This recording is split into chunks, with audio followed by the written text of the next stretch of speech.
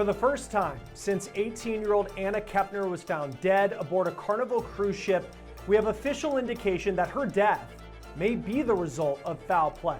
Law&Crime has the court document laid out by Kepner's dad's wife that puts in writing that Kepner's death may soon be a criminal case. How this new information came to light and how this bombshell development could impact where the investigation into the varsity cheerleader's death aboard a massive cruise ship goes from here. We're on the case, presented by Law&Crime. I'm Stewart.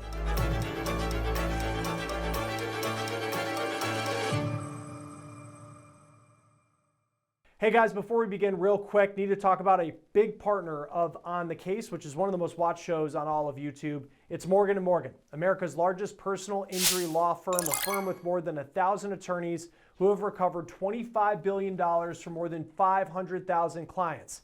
In the past few months alone, a client in Florida received $12 million when insurance offered just $350,000. In Pennsylvania, another client was awarded $26 million. That was 40 times the insurer's offer. Morgan & Morgan makes it easy to fight for what you deserve. You can even start a claim from your phone. So if you're injured, you can start a claim at forthepeople.com/OTC. You can also click the link below or scan the QR code on your screen.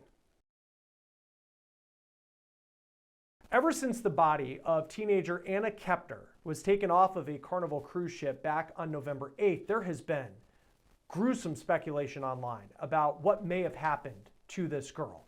Here's a picture of Kepner. She was on the Carnival cruise ship named the Horizon. It was for a 6-day cruise with her family. They went from Miami to multiple spots in the Caribbean. But this, though, is video from when the ship returned to port. It's video per WSVN TV reporter Sheldon Fox. It's of Kepner's body being taken off of the ship when it returned to port in Miami. Her body was then taken to the Miami-Dade County Medical Examiner's office for an autopsy. The FBI has been investigating her death ever since. And we do want to note, just because the FBI is investigating a death on a cruise ship, that does not mean that the death is a crime. The Bureau has not officially said anything about whether Kepner has been the victim of something like a murder. And the FBI hasn't said anything beyond just confirming that it is in charge of this investigation. But that's where we get to this court document we have, and there is a lot to unpack here because for the first time, we have in writing official confirmation that Kepner's death may not have been an accident. Now, the surprising part of this document is that it has nothing to do directly with the death of Kepner. It's related to a separate custody case involving the wife of her dad. Now, both of them, her dad, his wife, Kepner, they were all aboard the ship for this vacation. And we also know that her dad's wife's kids, who are minors, they were with the family as well on this trip. Now, before we get into the details of this court document, I do want to talk about how Kepner's body was reportedly found because it is very important. Now, the FBI hasn't confirmed this timeline, but the Daily Mail spoke to sources who say that this is how the final days of Kepner's life played out aboard the Carnival Horizon. Now, again, this is a massive cruise ship, 15 decks, can carry about 4,000 passengers. 2 days before her body was taken off of the ship, Kepner was having dinner with her family. It was November 6th. The Daily Mail says that night, November 6th, Kepner told her family that she wasn't feeling well, so she went back to her cabin to call it a night. And that was the last time this 18-year-old varsity cheerleader who was set to graduate high school in May with plans to join the military would be seen alive. This, according to the account by the Daily Mail. The next day, November 7th, Kepner's parents reportedly met up for breakfast, but Anna was nowhere to be found. Then, around 11 a.m. that day, Friday, November 7th, a maid entered Anna's room to service it, and the maid is the one who reportedly found Anna's body. According to the Daily Mail, which claims to have spoken to 2 anonymous sources, Kepner's body, quote, was found wrapped in a blanket, covered over with life jackets, and stuffed under a bed. The FBI has not confirmed this or released any information related to how Anna died, but we may now have official indication that her death was no accident. According to another website called Cruise Blog, around the time it's believed Anna's body was found, passengers reported hearing an alert for a medical emergency on Deck 8. A handful of guests were notified that they needed to leave their staterooms earlier than usual on the day the ship returned to port, which was the next day on November 8th. And when the ship returned to Miami, that's when we see Anna's body being taken to the medical examiner's office, where they listed a very interesting piece of information. The medical examiner listed Anna's time of death as 11:17 in the morning on November 7th. Now, that does line up to the time that the Daily Mail reports that maid entered Anna's room, but for such a specific time to be listed, it is unclear why the medical examiner said 11:17 is her time of death. It's also, before we get to this new information, important to point out just how rare it is that someone would die as the result of a violent crime aboard a cruise ship. And we don't have any confirmation yet that that's what we're talking about, but there's a blog that we found called Luxury Travel Diva that says there have only been 15 deaths as the result of a violent crime on cruise ships just since the year 2000.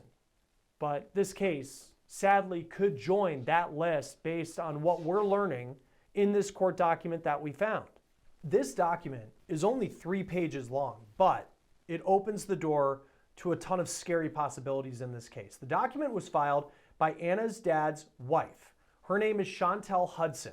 The document is related to a custody case that she is in involving her, quote, minor children who were on the cruise with Anna.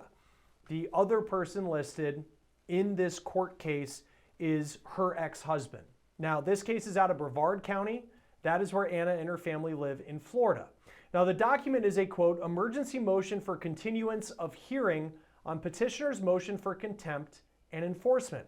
In plain terms, Hudson has a custody hearing scheduled for December 17th, and she wants to push that back because of what the motion describes as a, quote, extremely sensitive and severe circumstance that has arisen. And Hudson would not be able to testify at the hearing because of it. It reads, quote, and this is important, currently there is an investigation being conducted by the Federal Bureau of Investigation arising out of the sudden death of 18-year-old Anna Kepner, who was found deceased on November 9th, 2025 on a Carnival cruise. Miss Anna Kepner, the deceased, is the daughter of the respondent's paramour, and the respondent and the minor children of this instant action were all on the cruise ship together, end quote. Now, it is important to note that the document lists that she was found deceased on November 9th because the ship returned to port and Kepner's body was taken to the medical examiner's office on November 8th, so that may be a typo. So the document is specifically mentioning Anna Kepner's death, and now here is where we learn it could be a criminal case. Quote, the respondent has been advised through discussions with FBI investigators and her attorneys that a criminal case may be initiated against one of the minor children of this instant action. Now, based on that, it appears one of Anna's step-siblings who was aboard the ship with her could allegedly be involved in her death. The step-sibling is involved in this custody hearing. Chantel Hudson's motion says she wants this December hearing to be pushed back because if she testifies, she could self-incriminate herself. Now, the document finishes by saying that Hudson would like the custody hearing postponed until the, quote, criminal investigation has been concluded, end quote. Without Kepner's cause of death, there is a wide range of possibilities about what a criminal case surrounding how she died looks like. It is believed, according to the Daily Mail, that Hudson has 3 minor children. It's unclear how many of them were on the boat with her, and it is unclear which minor could be allegedly involved in Kepner's death and how old that minor is. Now, this is a picture that we found of Chantel Hudson in a family photo with Anna Kepner. We're blurring the rest of the people in this picture. Now, Chantel has made her Facebook page private, we noticed, since the news of these court documents became public overnight. Prior to that, she had an ABC News article posted to her feed which said that it would be the only interview that her husband, Anna's dad, was going to do. Now, in that article, there is a quote that's attributed to Anna's family that says, when she walked into a room, she would light it up. If you were sad, she'd make you laugh. She would joke around and be the funniest person in her school. But again, we haven't heard much from Anna's family other than that article. A week ago, the Daily Mail spoke to Anna's dad. His name is Chris Kepner, and he told the outlet, quote, "We were there as a family. Everybody was questioned. Everybody came off that ship. I don't know who they're looking at or what their investigation is." Now, if a minor child, one of his wife's children, could allegedly be involved in this, that certainly opens the door. I mean, those questions that are just becoming louder right now about what happened to Anna Kepner in the wake of this document related to the custody case becoming public. Now, when the Daily Mail posted their most recent story, the one about how they say Anna's body was found, they said that Anna's dad did not return their calls for comment. I reached out to Carnival Cruise Lines for a statement, and this is what they have told us. Quote, "The death of a guest traveling on the Carnival Horizon voyage that returned to Port Miami on Saturday morning, November 8th, is being investigated by the FBI. Since this is an ongoing matter under the jurisdiction of law enforcement, it is up to the FBI's Miami Public Affairs Office to provide further details. Our focus is on supporting the family of our guest." Now, Anna Kepner was beloved by many people in her hometown of Titusville, Florida. Her celebration of life is scheduled for Thursday, November 20th. That's this week. And according to FloridaToday.com, her body has been transported to a funeral home near where she lived in Titusville. It could still be several weeks, though, until we have the results of a final autopsy and toxicology tests and learn officially what her cause of death is. Now, friends at her high school continue to honor her life. Her car is parked in her senior parking spot, and it will be there the rest of the year as a reminder of a girl who had so much to give and who just went on a cruise with her family but lost her life. Joining us now to talk about the latest developments in this case that has been just such a mystery ever since Anna Kepner's body was taken off of that cruise ship on November 8th. Randy Kessler, family law attorney, joins us right now. Trying to dissect this document that came down last night related to Chantel Hudson, who is legally the stepmom of Anna Kepner. What do you see when you're looking at that right there? We try to dissect it and understand it, but this is your world. So what exactly are we looking at? So it's always interesting to me when civil law, transcends and crosses over into criminal law, and you get a lot of, goodies or a lot of, benefits or a lot of, insight that you might not otherwise get when there is a civil case pending as well as a criminal investigation. So on the civil side, apparently there was a lot of post-divorce, post-separation stuff they were trying to change, and we don't know exactly yet, we haven't seen the file, but trying to change parenting time or support and trying to enforce some provisions of the agreement, like maybe somebody wasn't paying what they're supposed to pay or giving the parenting time. And then what was ready to go forward was a motion to enforce some aspect of the separation. And we got this document which says, please don't go forward because there's a possible criminal investigation of one of the other children. And that's going to be important. I don't know if the judge will continue the case for that, but it sheds light on this, that there is going to be an investigation because, as you always say, Chris, the FBI is tight-lipped until they're not. And so now we see that somebody's been told, that mom or step has been told, there's an investigation going and maybe one of your other kids or one of the step-siblings is going to be involved or investigated or charged. The Daily Mail said that Chantel Hudson, the stepmom, that she has 3 minor children of her own, and then this is apparently a blended family with the Kepner side, Anna and her dad. They're all on this cruise. If one of the children is being investigated in connection to Anna's death, per the documents that we're reading here, how does that impact how a custody, especially if this is, we're dealing with someone's death. We don't know if it's a murder. I know people could probably jump to that conclusion looking at it, but the FBI hasn't officially said anything, but we know it's a criminal investigation. So we could be dealing with some pretty serious charges. How does that impact the civil proceedings on it related to a custody case involving children?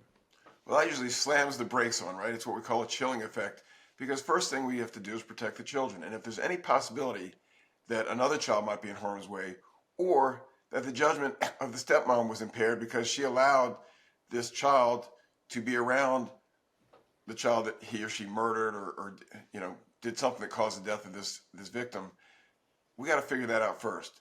And the nice thing for the civil case is if the FBI is involved, they're going to figure out what happened a lot better than private lawyers can, right? FBI has resources, they've got investigators, they've got scientists, they've got DNA experts. If they figure out that this child, this step sibling, had something to do with it, and that mom might have known or could have prevented it, certainly that's going to affect her custody case and any parenting time she might have with her children or stepchildren. It's about judgment. Custody and parenting time is always about who has the better judgment. Is there a chance that someone who's got care of the children will make a terrible decision? And usually we're worried more about education, or are they going to let them have a vaccine or not, which are big decisions. But this is one that might suggest stepmom might have allowed or condoned or overlooked facts that led to the murder of this child. And if that's the case, she's in trouble on any custody case. Well, when it comes to the specifics, there's still not a lot. And the FBI, they're investigating, but as we often see, the FBI is not going to say a lot until the investigation is over, and that could take a long period of time. We're still waiting for the final autopsy and toxicology test to come out to still learn the cause of death of Anna Kepner. But to see Kepner's name specifically mentioned in that document, and to see the lawyer for Chantel Hudson to write about the FBI being involved, criminal charges could be pending. I mean, are those the type of specifics that you need to put in a document when you make this type of request? Because this is a case that has national attention, and it is one very quickly the media picked up on once it became public in Florida. Well, first thing, what it tells me and what my antenna take in is that stepmom Chantel really wants a continuance. She's obviously being accused of being in contempt or violation of a court order. So no hearing is good news for the person being accused of violating a court order. She can't be punished, she can't be sanctioned, she can't be assessed attorney's fees until there's a hearing. So how do you get out of a hearing?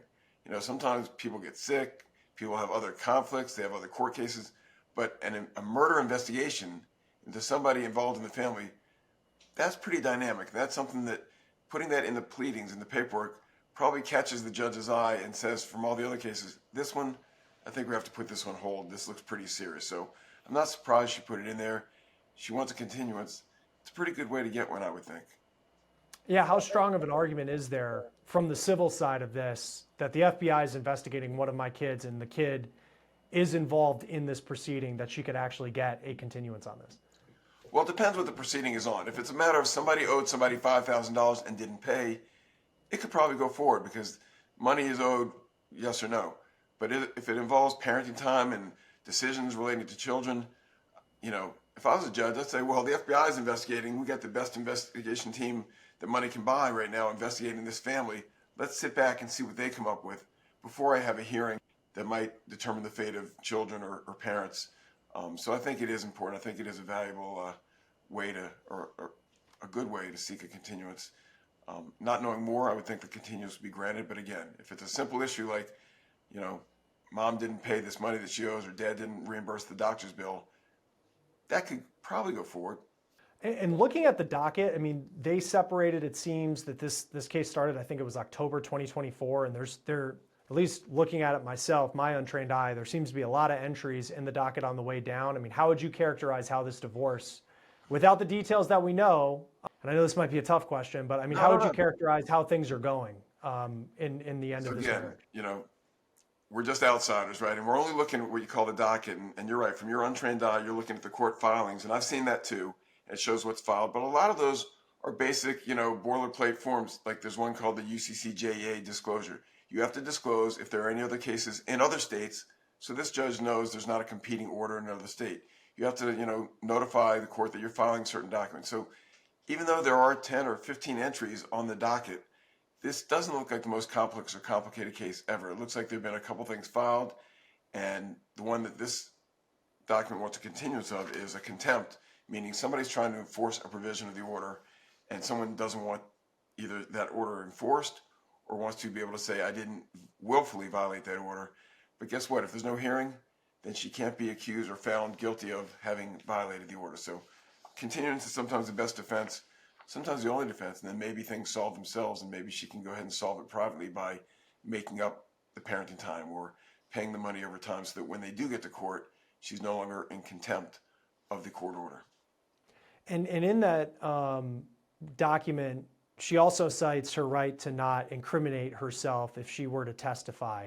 Interesting. We don't know where this criminal case is going to go. But I could see someone on the outside, and maybe a little bit of myself when I looked at it, and you're thinking, she's on this cruise, she's a witness, but also is that damning that you don't have, should people look at that potentially and say, whoa, is there something going on there? Why would you not need to testify if you have a right to not incriminate yourself? How would you incriminate yourself if you didn't do anything wrong? I know that that's probably the public view sometimes when you see people point to that amendment.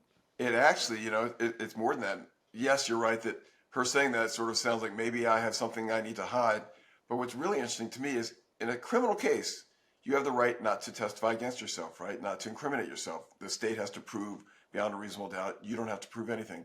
In a civil case, you don't have that right. You can say, I'm not going to testify against myself because I don't want to incriminate myself. But the court in most states can say, you know what? We're going to draw a negative inference. If someone asks you, did you have anything to do with the murder of that child? And you say, I take the Fifth Amendment. Then in a civil case, the court can draw some sort of inference and can say, well, you're not testifying. I mean, I understand why you're not testifying. You don't want to give the state anything. But technically, I can draw an inference. And that happens a lot. It happens a lot in states where adultery is technically a crime. A lot of people say, I'm not going to admit whether I had sex with somebody else because that would be admitting to a crime. Well, the state and the judge would then know, well, of course you did it. And it is okay in a civil case in most states to draw an inference from that. But I understand what she's saying is don't put me in a position where I'm handcuffed and I can't really defend myself because my criminal lawyer is telling me not to talk. And my civil lawyer is telling me, well, if you want to see your kids, you've got to talk. It's not really fair to the litigant. So I think it's a good strategy for her. And all we know at this point is that there's a criminal investigation related to that document, and the step-sibling of Anna Kepner may be involved in that criminal investigation. If this does get to a point where criminal charges are filed, and we don't know, and I think another important caveat is we don't know how old this step-sibling is. Is this a case where he's 17 years old, or is this a case where he's 9 or 10 years old? We don't know. But how does a juvenile court look different compared to adult court, even when you're talking about potentially some pretty serious charges? Well, there are limits, and juvenile court is focused on maybe there's a chance we can rehabilitate this child. Maybe this person can get back into society, and sometimes the child's old enough that they ignore that, or there are aggravating circumstances that say this child's going to be treated like an adult. So juvenile courts are there to try to fix a child before they've lost all hope of being an active or positive member of society. I think what's also interesting is on the criminal case is so much more important to mom, right? I mean, you can't really be a good parent or exercise parenting time or make decisions about your child if you're in jail for a crime. So she's got to throw all her eggs in the basket of figuring out what's going on in the criminal case. And if there's any possibility that she's going to be accused or convicted, that's where she needs to focus. And whatever the civil case is, it is. Fix the criminal case, address the criminal case, then deal with the civil case. It's very hard to do both at the same time, but her energy has to be on the criminal case if there's a possibility that she's going to be implicated. But even if it's not her being implicated, it's her son. Like, how does that impact, I guess, for that juvenile? I mean, what happens there? It comes down to judgment. When did she know that her son had issues? If she knew before the fact that something could happen and didn't act, she's in trouble, and the children probably are all going to be removed from her care.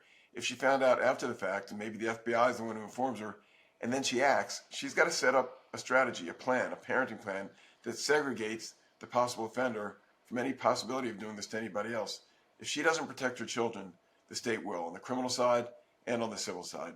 The judges will be aligned there. They're going to make sure that no more children are risking any kind of harm like this.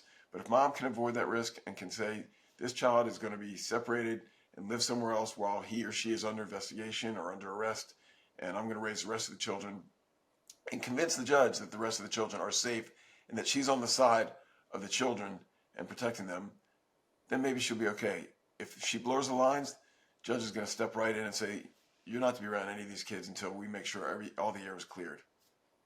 Because if she isn't being investigated, like if the FBI clears her and she has 3 kids, one of them potentially gets accused of a pretty serious crime, it's almost like guilty by association of like, well, you're the guardian of this person who did this minor, and I'm not saying that they did, and we'll see what happens, but does that impact her ability to whatever custody arrangements in place involving the 2 other kids that she is biologically the parent of.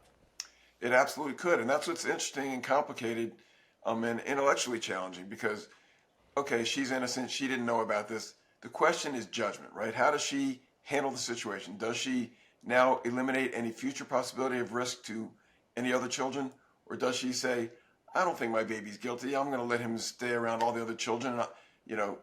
How does she handle it is what the judge in the family court is going to want to know. And hopefully she handles it in a way that she can look after the child who's under investigation and separate that from taking care of the other children. It's very hard. She may want the other children to go live with a relative just to be absolutely sure that there's no intertwining and no overlap and that the judge knows she's protecting the innocent children from the one who's being accused. It's a tough situation. It's complicated. And certainly the criminal lawyers and the civil lawyers are talking and trying to get together and figure out the best strategy to accomplish all those goals. And then just looking at this case, and we talk a lot of true crime cases, that's what we do here at Law and Crime. We don't see a lot on cruise ships. And especially, this is a story, once the video surfaced, of Anna Kepner's body being taken off of this Carnival Cruise Ship in Miami, boat of 4,000 passengers, 15 decks. You don't see it. What stands out to you just about, at this point, what we know, which I know officially isn't a lot? Well, one thing that, intrigues me is who are potential witnesses? Are all 4,000 people, does the FBI have to interview all 4,000?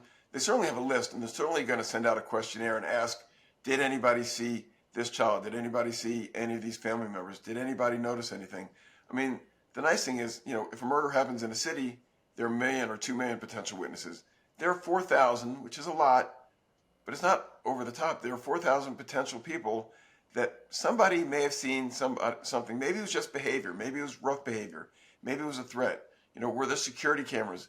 You've only got a small radius. Cruise ship is big, but it's not as big as an entire city. So they're going to be checking all the security film, talking with the staff. The 4,000 passengers, there are also 1,000 or more staff, cooks, chefs, waiters, people bring bags in and out. So that, if they have the resources and if the FBI expends the resources, they do have a pool of potential witnesses that could have seen something. And right now we know nothing. So why not see if anybody saw something? There is, again, 4,000 is a lot, but it is a finite number of people that could have witnessed something. Outside of those 4,000, nobody else could be a witness to this. No, it's still, though, you think of like the FBI agent, the tired eyes of just staring at I'm sure a computer screen, going through frame by frame of every single relevant piece of security footage.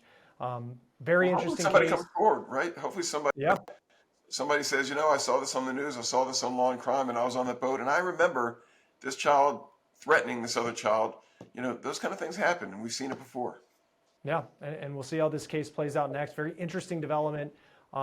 First time I think I've learned a piece of information like this from a court filing related to a divorce case, custody case, related to a criminal case. We'll see what happens next. Randy Kessler, family law attorney. It's always great to have you on Law and Crime. Thanks for being here.